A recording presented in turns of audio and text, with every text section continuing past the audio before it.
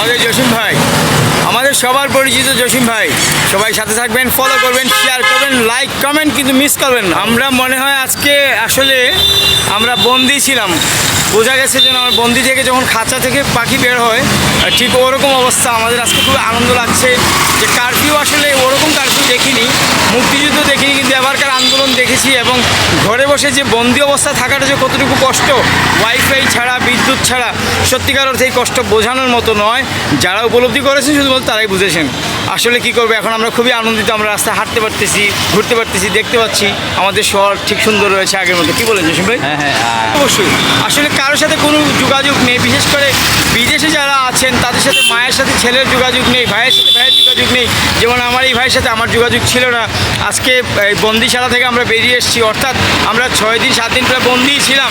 যাই হোক দর্শক, আপনারা সবাই ভালো থাকবেন ইনশাল্লাহ, আর দেশে আল্লাহ তাআলা রহমত দান করুক, এটাই দোয়া করি।